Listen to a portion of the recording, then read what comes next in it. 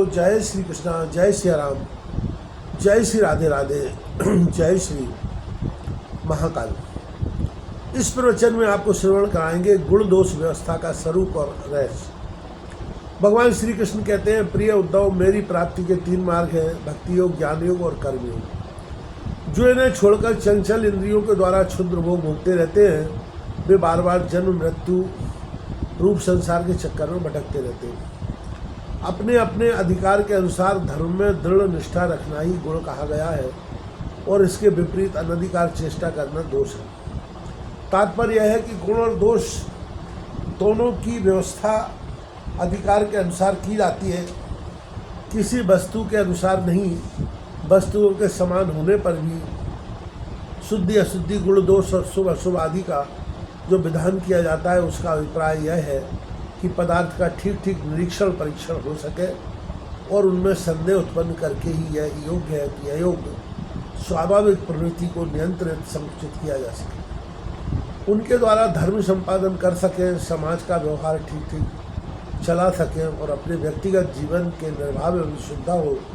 इससे यह लाभ भी है कि मनुष्य अपनी वासना मूलक सहज प्रवृत्तियों के द्वारा इनके जाल में न फंसकर शास्त्रानुसार अपने जीवन को नियंत्रित और मन को वशीभूत कर लेता है। निष्पाप उद्धव, यह आचार मैंने ही मनु आदि का रूप धारण करके धर्म का भार ढोने वाले कर्म जड़ों के लिए उपदेश किया है। पृथ्वी, जल, तेज, वायु, आकाश से पंचभूति ब्रह्मा से लेकर पर्वत वृक्ष पर्यंत सभी प्राणियों के शरीरों के मूल कारण है। इस तरह वे सब शरीर की दृष्टि से तो समान है ही, सबका आत्मा भी एक ही है। प्रिय उद्धव, यद्यपि सबके शरीरों के पंचभूत समान हैं, फिर भी वेदों ने इनके वर्णाश्रम आदि अलग अलग नाम और रूप इसलिए बना दिए हैं कि वे अपनी वासना मूलक प्रवृत्तियों को संकुचित करके, नियंत्रित करके धर्म, अर्थ, काम, मोक्ष चारों पुरुषार्थों को सिद्ध कर सकें। साधु श्रेष्ठ देश, काल, फल, निर्मिति, अधिकारी और धर्म आदि वस्तुओं के गुण दोषों का विधान भी मेरे द्वारा इसलिए किया गया है कि कर्मों में लोगों की उच्छृंखल प्रवृत्ति न हो, मर्यादा का भंग न होने पावे। देशों में वह देश अपवित्र है जिसमें कृष्ण सार मृग न हो और जिसके निवासी विप्र भक्त न हो। कृष्ण सार मृग के होने पर भी केवल उन प्रदेशों को छोड़कर जहाँ संत पुरुष रहते हैं, कीकट देश अपवित्र ही है। संस्कार रहित और ऊषर आदि स्थान भी अपवित्र ही होते हैं। समय वही पवित्र है जिसमें कर्म करने योग्य सामग्री मिल सके तथा कर्म भी हो सके। जिसमें कर्म करने की सामग्री न मिले, आगंतुक दोषों से अथवा स्वाभाविक दोष के कारण जिसमें कर्म ही न हो सके, वह समय अशुद्ध है। पदार्थों की शुद्धि और अशुद्धि द्रव्य, वचन, संस्कार, काल, महत्व अथवा अल्पत्व से भी होती है। जैसे कोई पात्र जल से शुद्ध और मूत्रादि से अशुद्ध हो जाता है, किसी वस्तु की शुद्धि अथवा अशुद्धि में शंका होने पर ब्राह्मणों के वचन से वह शुद्ध हो जाती है, अन्यथा अशुद्ध रहती है। पुष्पादि जल छिड़कने से शुद्ध और सूंघने से अशुद्ध माने जाते हैं। तत्काल का पकाया हुआ अन्न शुद्ध और बासी अशुद्ध माना जाता है। बड़े सरोवर और नदी का जल शुद्ध और छोटे गड्ढों का अशुद्ध माना जाता है। इस प्रकार क्रम से समझ लेना चाहिए। शक्ति, अशक्ति, बुद्धि और वैभव के अनुसार भी पवित्रता और अपवित्रता की व्यवस्था होती है। उसमें भी स्थान और उपयोग करने वाले की आयु का विचार करते हुए ही अशुद्ध वस्तुओं के व्यवहार का दोष ठीक तरह से आका जाता है। जैसे धनी, दरिद्र, बलवान, निर्बल, बुद्धिमान, मूर्ख, उपद्रवपूर्ण और सुखद देश तथा तरुण एवं वृद्धावस्था के भेद से शुद्धि और अशुद्धि की व्यवस्था में अंतर पड़ जाता है।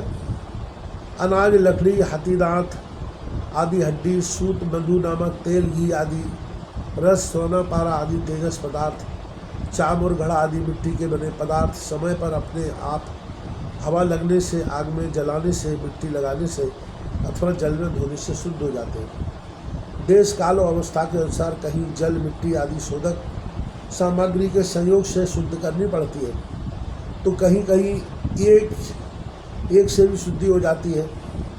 यदि किसी वस्तु में कोई अशुद्ध पदार्थ लग गया हो तो छीलने से या मिट्टी आदि मलने से जब उस पदार्थ की गंध और लेप न रहे और वह वस्तु अपने पूर्व रूप में आ जाए तब उसको शुद्ध समझना चाहिए। स्नान, दान, तपस्या, व्यय, सामर्थ, संस्कार, कर्म, मेरे स्मरण से चित्त की शुद्धि होती है। इनके द्वारा शुद्ध होकर ब्राह्मण, क्षत्रिय, वैश्य को वेद कर्मों का आचरण करना चाहिए। गुरु मुख से सुनकर भली भांति हृदयंगम कर लेने से मंत्र की और मुझे समर्पित कर देने से कर्म की शुद्धि होती है। उद्धव जी, इस प्रकार देश, काल, पदार्थ, कर्ता, मंत्र और कर्म इन छहों के शुद्ध होने से धर्म और अशुद्ध होने से अधर्म होता है। कहीं कहीं शास्त्र विधि से गुणदोष हो जाता है और गुणदोष जैसे ब्राह्मण के लिए संध्या बंदन, गायत्री जप आदि गुण है, परंतु शूद्र के लिए दोष है। और दूध आदि का व्यापार वैश्य के लिए विहित है, परंतु ब्राह्मण के लिए अत्यंत निषिद्ध है। एक ही वस्तु के विषय में किसी के लिए गुण और किसी के लिए दोष का विधान गुण और दोषों की वास्तविकता का खंडन कर देता है और इससे यह निश्चय होता है कि गुण दोष का यह भेद कल्पित है। जो लोग पतित हैं वे पतितों का आचरण करते हैं तो उन्हें पाप नहीं लगता, जबकि श्रेष्ठ पुरुषों के लिए वह सर्वथा त्याज्य होता है। जैसे गृहस्थों के लिए स्वाभाविक होने के कारण अपनी पत्नी का संग पाप नहीं है, परंतु सन्यासी के लिए घोर पाप है। उद्धव जी, बात तो यह है कि जो नीचे सोया हुआ है वह गिरेगा कहाँ, वैसे ही जो पहले से ही पतित है उनका अब और पतन क्या होगा। जिन जिन दोषों और गुणों से मनुष्य का चित्त उपरत हो जाता है उन्हीं वस्तुओं के बंधन से वह मुक्त हो जाता है। मनुष्यों के लिए यह निवृत्ति रूप धर्म ही परम कल्याण का साधन है क्योंकि यही शोक, मोह और भय को मिटाने वाला है। उद्धव जी, विषयों में कहीं भी गुणों का आरोप करने से उस वस्तु के प्रति आसक्ति हो जाती है। आसक्ति होने से उसे अपने पास रखने की कामना हो जाती है और इस कामना की पूर्ति में किसी प्रकार की बाधा पड़ने पर लोगों में परस्पर कलह होने लगता है। कलह से असह्य क्रोध की उत्पत्ति होती है और क्रोध के समय अपने हित का बोध नहीं रहता, अज्ञान छा जाता है।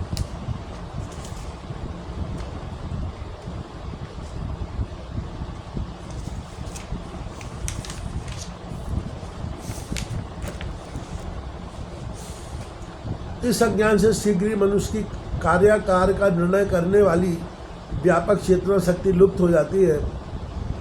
साधु चेतना शक्ति अर्थात स्मृति के लुप्त हो जाने पर मनुष्य में मनुष्यता नहीं रह जाती, पशुता आ जाती है और वह शून्य के समान अस्तित्वहीन हो जाता है।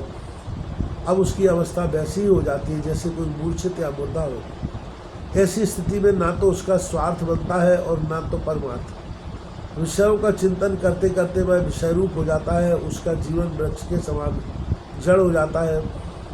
उसके शरीर में उसी प्रकार व्यर्थ श्वास चलता रहता है जैसे लोहार की धोखनी की हवा। उसे न अपना ज्ञान रहता है और न किसी दूसरे का। वह सर्वथा आत्मवंचित हो जाता है। उद्धव जी, यह स्वर्ग आदि रूप फल का वर्णन करने वाली श्रुति मनुष्यों के लिए उन लोगों को परम पुरुषार्थ नहीं बतलाती, परंतु बहिर्मुख पुरुषों के लिए अंतःकरण शुद्धि के द्वारा परम कल्याणमय मोक्ष की विवक्षा से ही कर्मों में रुचि उत्पन्न करने के लिए वैसा वर्णन करती है। जैसे बच्चे से औषधि में रुचि उत्पन्न करने के लिए रोचक वाक्य कहे जाते हैं, बेटा प्रेम से गिलोय का काढ़ा पी लो तो तुम्हारी चोटी बढ़ जाएगी। इसमें संदेह नहीं कि संसार के विषय भोगों में, प्राणों में और सगे संबंधियों में सभी मनुष्य जन्म से ही आसक्त है और उन वस्तुओं की आसक्ति उनकी आत्मोन्नति में बाधक एवं अनर्थ का कारण है। वे अपने परम पुरुषार्थ को नहीं जानते, इसलिए स्वर्ग आदि का जो वर्णन मिलता है वह ज्यों का त्यों सत्य। ऐसा विश्वास करके देवादि योनियों में भटकते रहते हैं और फिर वृक्ष आदि योनियों के घोर अंधकार में आ पड़ते हैं। ऐसी अवस्था में कोई भी विद्वान अथवा वेद फिर से उन्हें उन्हीं विषयों में क्यों प्रवृत्त करेगा। दुर्बुद्धि लोग कर्मवादी वेदों का यह अभिप्राय न समझकर कर्माशक्तिवश पुष्पों के समान स्वर्ग आदि लोकों का वर्णन देखते हैं और उन्हीं को परम फल मानकर भटक जाते हैं। परंतु वेदवेत्ता लोग श्रुतियों का ऐसा तात्पर्य नहीं बतलाते। विषय वासनाओं में फंसे हुए दीनहीन लोभी पुरुष रंग बिरंगे पुष्पों के समान स्वर्ग आदि लोगों को ही सब कुछ समझ बैठते हैं। अग्नि के द्वारा सिद्ध होने वाले यज्ञ याग आदि कर्मों में ही मुग्ध हो जाते हैं।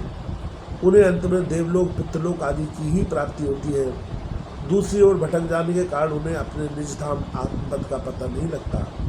प्यारे उद्धव, उनके पास साधना है तो केवल कर्म की, और उसका कोई फल है तो इंद्रियों की तृप्ति। उनकी आंखें धुंधली हो गई हैं। इसी से वे यह बात नहीं जानते कि जिससे इस जगत की उत्पत्ति हुई है, जो स्वयं इस जगत के रूप में है, वह परमात्मा मैं उनके हृदय में ही हूँ।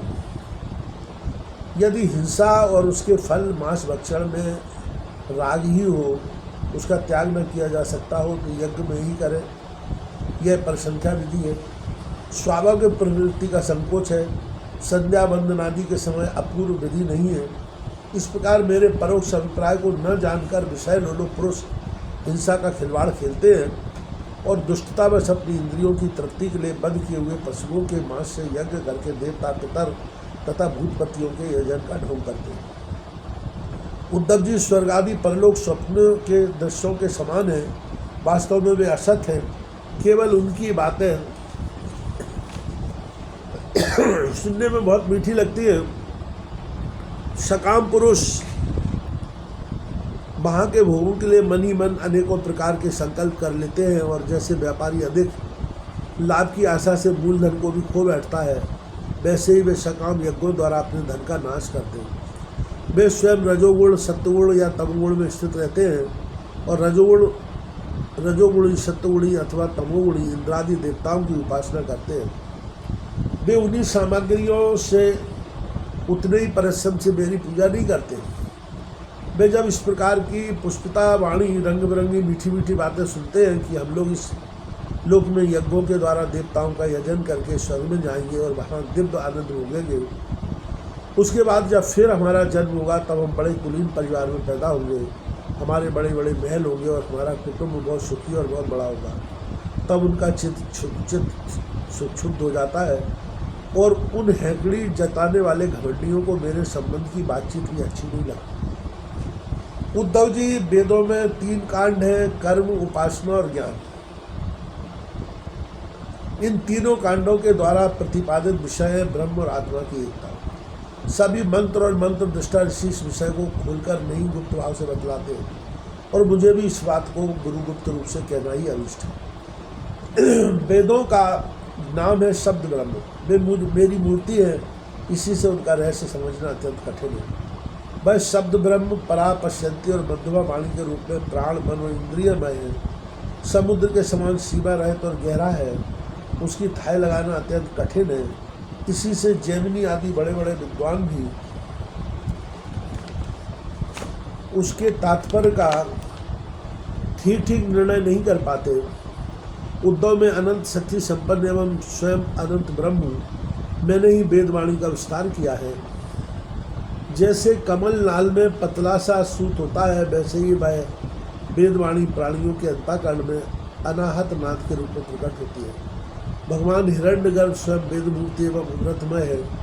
उनकी उपाधि है प्राण, और स्वयं अनाहत शब्द के द्वारा ही उनकी अभिव्यक्ति हुई है। जैसे मकड़ी अपने हृदय से मुख द्वारा जाला उगलती और फिर निगल रहती है, वैसे ही वे स्पर्श आदि वर्णों का संकल्प करने वाले मन रूप निमित्त कारण के द्वारा हृदयाकाश से अनंत अपार अनेकों मार्गों वाली बैखरी रूप वेदवाणी को स्वयं प्रकट करते हैं और फिर अब उसे अपने में लीन कर लेते हैं। वह वाणी हृदयगत सूक्ष्म ओंकार के द्वारा अव्यक्त स्पर्श का से लेकर माँ तक 25 स्वर, आ से औ तक 9, ऊष्मा साफा साहा और अंतस्थ 11 लावा इन वर्णों से विभूषित है।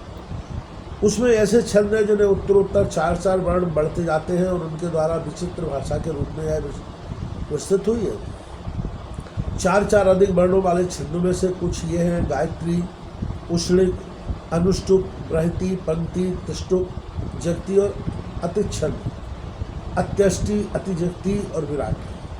वह वेदवाणी कर्मकांड में क्या विधान करती है, उपासना कांड में किन देवताओं का वर्णन करती है और ज्ञान कांड में किन प्रतीतियों का अनुवाद करके उनमें अनेकों प्रकार के विकल्प करती है, इन बातों को समझ में श्रुति के रहस्य को मेरे अतिरिक्त और कोई नहीं जानता। मैं तुम्हें स्पष्ट बतला देता हूँ, सभी श्रुतियाँ कर्म कांड में मेरा ही विधान करती है।